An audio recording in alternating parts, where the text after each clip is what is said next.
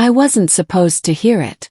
In fact, I would give anything to erase those words from my memory, to go back to the blissful ignorance I lived in just a few hours before. But once you hear your wife's voice, steady, casual, almost careless, say, "I hate being with him," there's no going back. The beginning of the end. It happened on a rainy Thursday night. I had come home early from work, soaked through from a sudden downpour. The house was unusually quiet, just the hum of the dishwasher and faint laughter drifting from the living room. I was about to call out to Emily, my wife of 8 years, when I realized she was on the phone. I don't know why I paused. Maybe it was the tone of her voice, lighter, freer than it ever was with me. I stayed in the hallway, my wet jacket dripping onto the hardwood floor, and listened. "No, it's not just about being bored," she said, a laugh catching in her throat. "It's that I hate being with him. Everything feels heavy, dull. I feel trapped." Her words sliced through me like a knife. I froze, clutching my jacket, unable to breathe. She wasn't angry, she wasn't crying, she was calm. Like she had been carrying this truth for so long it no longer hurt to say it. Then came the silence. I could hear her shifting on the couch, maybe twirling the phone cord like she used to when she was a teenager. And then, her voice softened, almost intimate. "With you it feels different. Live. I don't feel invisible." That's when the bottom fell out of my world. Walking away. I didn't wait for the rest. My legs carried me upstairs, heart pounding like a war drum. I threw a few things into a duffel bag, shirts, jeans, my toothbrush, moving on autopilot. I didn't even slam the door when I left. I just slipped out like a ghost. The rain was still falling as I climbed into my car. My hands were shaking on the steering wheel, my throat so tight I thought I might choke. Years. 8 years of building a life together, of sacrifices, of holding her hand through her father's illness, of saving for the house we now lived in.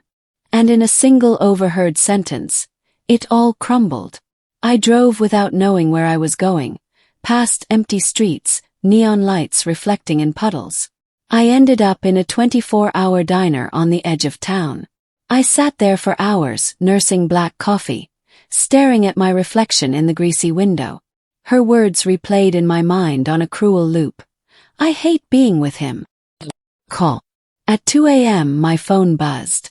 "Emily." I didn't answer. A minute later another call. Then a text. "Where are you? The car is here, I know you're not home.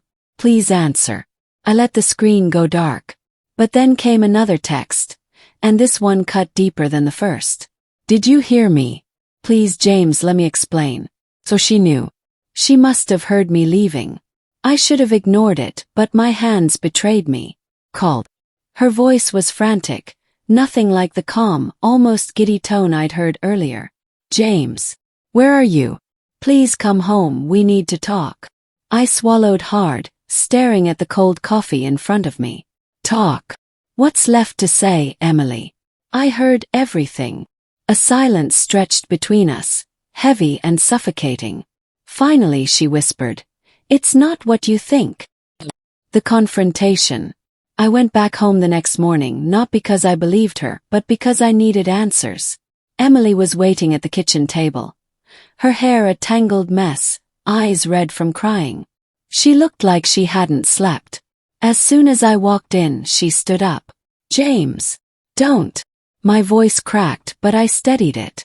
"I want the truth. No rehearsed excuses. Just tell me who he is." Her lip trembled. It's Mark. From work." I almost laughed. Mark. The coworker she always insisted was just a friend. The one she swore up and down I had nothing to worry about. My chest tightened. "How long?" "A few months," she admitted, tears spilling down her cheeks. "But it wasn't supposed to happen. I didn't plan it." "Didn't plan it." My voice rose, sharp and bitter. "So what, you just tripped and fell into his bed?" She winced, covering her face with her hands. "I know I've ruined everything. But James, when I said I hated being with you, I didn't mean it the way it sounded." I stared at her, incredulous. "Then enlighten me." because it sounded pretty damn clear. Her truth. Emily sank into the chair, shoulders trembling. I was angry. Frustrated. You've been distant. Always tired. Always buried in work. I felt invisible, like nothing I did mattered. And Mark, he noticed me. He listened. I felt alive again. Her words burned. So your solution was to sleep with him? To tell him you hate your husband? To sob. I don't hate you, James. I hate what we've become. That distinction should have made me feel better, but it didn't. It only deepened the wound. Because in her mind, we were broken long before I overheard that call. My breaking point. I wanted to scream, to rage, to break something. But instead I felt myself go still. Like a calm before a storm. I looked her in the eye and said, You had a choice, Emily. You could have told me you were unhappy. We could have worked on it. Instead, you chose him. She reached for me, but I stepped back. James, please don't leave. We can fix this. I'll end it with him, I swear. Just don't give up on us. Her desperation might have once moved me. But not anymore. I already did, I whispered. And then I walked out again. The fallout. The days that followed were a blur. I stayed at a friend's place, ignoring Emily's endless calls and messages. Each voicemail sounded more desperate than the last. Pleading, apologizing, begging me to come back. But every time I thought of returning, I heard her voice again, soft and intimate, telling another man she hated being with me.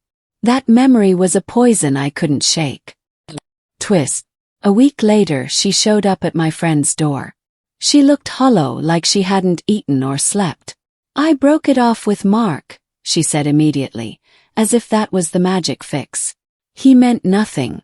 James, it was a mistake. Please don't throw us away. I studied her, searching for the woman I thought I knew. And for the first time I saw her clearly. Not as my wife, not as the person I trusted most, but as someone who had chosen deceit over honesty. I'm not throwing us away, I said slowly. You already did. I'm just finally letting go. Her face crumpled. She sank to her knees right there in the doorway, sobbing into her hands. I don't want to lose you. And for a split second I felt the old pull of sympathy, the urge to comfort her. But then I remembered the diner, the rain, the taste of that bitter coffee as her words replayed in my head. I walked past her into the night without looking back. Epilogue. It's been months since that night. The divorce papers are filed. Some days I wake up and wonder if I made the right choice. If I should have tried harder to save what we had. But then I remind myself, love without trust is just an illusion. And once broken, some things can never be repaired. Her reaction shocked me. Not because she begged, not because she cried, but because, in the end, she wanted to stay in a cage I could no longer bear to live in. I didn't walk away because I stopped loving her. I walked away because I finally started loving myself.